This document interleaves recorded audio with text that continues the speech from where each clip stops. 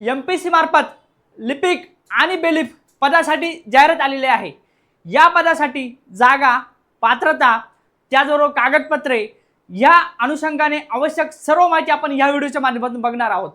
या पदासाठी एकच परीक्षा आहे आणि डायरेक्ट सिलेक्शन आहे, म्हणून हा व्हिडिओ तुम्ही शेवटपर्यंत नक्की बघा। व्हिडिओकडे जाण्यापूर्वी आपल्याकडे इन्फिनिटी स्पर्धा परीक्षा अकॅडमीच्या प्लॅटफॉर्मवर एमपीएससी मार्फत सरळ सेवेची सुद्धा तयारी करण्यासाठी आपल्याकडे बॅचेस उपलब्ध आहे। त्याचबरोबर आपल्याकडे इन्फिनिटी आरटीओ फॅक्टरी या अंतर्गत आरटीओची तयारी करण्यासाठी सुद्धा आरटीओ एएमव्हीआय न्यू बॅच आपल्याकडे सुरू झालेली आहे। ज्या विद्यार्थ्यांना ह्या सर्व परीक्षांची तयारी करायची आहे त्यांनी या बॅचला नक्कीच एनरोल करा। त्याचबरोबर आदिवासी विकास विभागाअंतर्गत आपल्याकडे बॅचेस सुरू आहे। सर्व विषयाची सर्वसमावेशक तयारी यातून होत असते। त्याचबरोबर कामगार आयुक्तालय भरतीच्या सुद्धा आपल्याकडे बॅचेस आहे।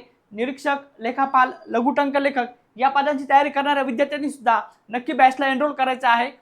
त्याचबरोबर आपल्याकडे सरळ सेवेची तयारी करणाऱ्या विद्यार्थ्यांसाठी सुद्धा आपल्याकडे खूप चांगल्या पद्धतीने बॅचेस सुरू आहे। अगदी माफक फी मध्ये या बॅचेस आपल्याकडे सुरू आहे। अधिक माहितीसाठी खाली दिलेल्या नंबरवर तुम्ही नक्की संपर्क करू शकता। येऊया आपल्या मूळ मुद्द्याकडे। आपण बघतो आहे की महाराष्ट्र लोकसेवा आयोगाअंतर्गत नुकतीच एक ॲड आलेली आहे। साधारणपणे गट क चं हे पद आहे आणि या पदासाठी साधारणपणे अर्ज भरण्याची तारीख जी आहे ती 17 जून पासून तर 7 जुलै पर्यंत असणार आहे। मुंबईचे नगरपाल शरीफ कार्यालयातील बेलिफ व लिपिक गट क या पदासाठी ही परीक्षा असणार आहे। या पदासाठी साधारणपणे आपण जर बघितलं की अर्ज केल्यानंतर चलनाद्वारे परीक्षा शुल्क भरण्याची अंतिम तारीख जी आहे ती 10 जुलै 2026 असणार आहे। आपण जर पदाची जर संपूर्ण माहिती जर बघितली, या ठिकाणी बघा मुंबईच्या नगरपाल शरीफ यांच्या अंतर्गत साधारणपणे अनुसूचित जातींसाठी 3 जागा आहेत। त्याचबरोबर अनुसूचित जमातींसाठी 2 जागा आहेत। त्यानंतर बाकी एनटीडीसाठी 1 त्याचबरोबर इतर मागासवर्ग ओबीसी साठी 6 जागा आहे। आणि त्याचबरोबर पुढे जर आपण जर बघितलं शैक्षणिक मागासवर्गासाठी 3 आहे। अशा पद्धतीने एकूण आरक्षित पदे जी आहेत ती 20 असलेली आपल्याला दिसून येतात। परंतु ओपन साठी या ॲड मध्ये जागा आलेल्या नाहीत। अराखीव पदासाठी जर आपण जर बघितलं या ठिकाणी तर ओपनला जागा नाहीये। एकूण 20 पदांसाठी ही मोठी ॲड आलेली आपल्याला दिसून येते। साधारणपणे आरक्षण निहाय जर आपण जागा जर बघितल्या तर त्याचं वर्गीकरण या ठिकाणी आपल्याला दिलं आहे। या संदर्भात तुम्हाला जर या माहिती असलेली ही जे पीडीएफ तुम्हाला जर आवश्यक असेल तर मला व्हिडिओच्या कमेंट बॉक्समध्ये पीडीएफ अशी कमेंट करा। मी तुम्हाला पर्सनली ही संपूर्ण माहिती असलेली पीडीएफ तुम्हाला नक्की शेअर करतो। आता पुढे बघूया आपण जर पूर्ण पदभरतीचा जर आपण विचार केला तर आपल्याला लक्षात येईल की साधारणपणे एक 7 जुलै पर्यंत आपल्याला या ठिकाणी या फॉर्म साठी एनरोल करता येणार आहे, फॉर्म भरता येणार आहे। आणि त्याचबरोबर आता जर कागदपत्रांचा जर विचार केला तर साधारणपणे 2026 ते 27 आर्थिक उन्नत उत्पन्न गट मध्ये मोडत नसल्याचे प्रमाणपत्र या ठिकाणी आवश्यक आहे। म्हणजे चालू वर्षाचा उत्पन्नाचा दाखला आणि नॉन क्रिमिनल या पदासाठी आपल्याला आवश्यक असणार आहे। त्यानंतर दिव्यांगांसाठी आरक्षण आहे या ठिकाणी। त्याचबरोबर पुढे जर आपण बघितलं दिव्यांग उमेदवारांसाठी लेखनिक अथवा अनुग्रह कालावधीबाबत त्यांनी या ठिकाणी माहिती दिलेली आहे। या ठिकाणी साधारणपणे दिव्यांग, अनाथ आणि माजी सैनिक यांना 2 वर्षासाठी टायपिंग सर्टिफिकेट मध्ये सवलत देण्यात आलेली आहे। त्यानंतर पुढे जर आपण बघितलं वेतन श्रेणी जर आपण बघितली S6 ची वेतन श्रेणी आहे 19,900 ते 63,200 पर्यंत या ठिकाणी वेतन आहे। खूप चांगलं असं हे पद आहे। या पदासाठी पात्रता जी आहे की तो भारतीय नागरिक असावा आणि त्याची वयोमर्यादा ही जी आहे 1 ऑगस्ट 2026 पर्यंत ती गणली जाणार आहे। यानंतर आपण जर बघितलं वयोमर्यादा जी आहे मागासवर्गीयांसाठी जागा असल्यामुळे मागासवर्गीय उमेदवारांसाठी किमान 19 ते कमाल 43 वयापर्यंत वयोमर्यादा असणार आहे। त्याचबरोबर प्रावीण्यप्राप्त खेळाडूंसाठी मागासवर्गीयांसाठी 43 वर्ष वयोमर्यादा असणार आहे। माजी सैनिकांसाठी 43 + 3 वर्ष असणार आहे आणि दिव्यांग उमेदवारांसाठी या ठिकाणी 45 वर्षापर्यंत आपल्याला वयामध्ये सवलत असलेली आपल्याला दिसून येते। त्यानंतर शैक्षणिक अर्हता जर आपण बघितली या ठिकाणी जर आपण बघितलं तर कोणत्याही शाखेचा पदवीधर या ठिकाणी फॉर्म भरू शकतो। आणि त्याचबरोबर मराठी भाषेचे ज्ञान आवश्यक आहे, कारण महाराष्ट्रातील नोकरी असल्यामुळे मुंबईमध्ये एकच कार्यालय आहे या विभागाचं आणि त्या ठिकाणी नोकरी करायची असल्यामुळे मराठीचे ज्ञान आपल्याला असणे आवश्यक आहे। आणि त्याचबरोबर लिपिक साठी जागा असल्यामुळे टंकलेखन अर्हता म्हणजे टायपिंग प्रमाणपत्र असणे आवश्यक आहे. आपण जर बघितलं बेलिफ व लिपिक हे एकच पद आहे, परंतु कोर्टाच्या निर्णयानुसार असे 2 नाव देण्यात आलेली आहे. हे एकच पद आहे आणि या पदासाठी मराठी टंकलेखनाचा वेग 30 शब्द प्रति मिनिट आणि किंवा इंग्रजी टंकलेखनाचा वेग 40 शब्द प्रति मिनिट म्हणजेच मराठी 30 टायपिंग पाहिजे किंवा इंग्लिश 40 टायपिंग प्रमाणपत्र असणारे विद्यार्थी या पदासाठी नक्कीच फॉर्म भरू शकतात. अशी ही ॲड आहे.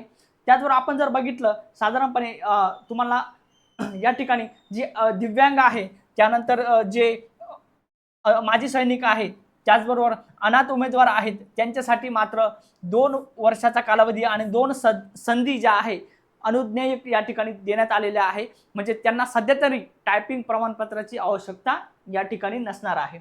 आपण जर पुढे जर बघितलं साधारणपणे परीक्षा योजना कशी असणार आहे, परीक्षेचे टप्पे ही एकच लेखी परीक्षा असणार आहे. म्हणजे हे पद असं आहे की एकच लेखी परीक्षा द्यायची आहे आणि डायरेक्ट सिलेक्शन होणार आहे.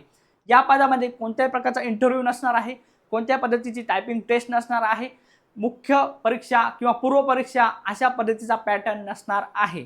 फक्त एकच परीक्षा असणार आहे. वस्तुनिष्ठ बहुपर्यायी प्रकारचा हा पेपर असणार आहे. प्रश्नपत्रिका मात्र 2 असणार आहे. यामध्ये एकूण गुण 400 असणार आहे. त्यामध्ये प्रत्येकी 200 गुणांचे 2 पेपर होणार आहे.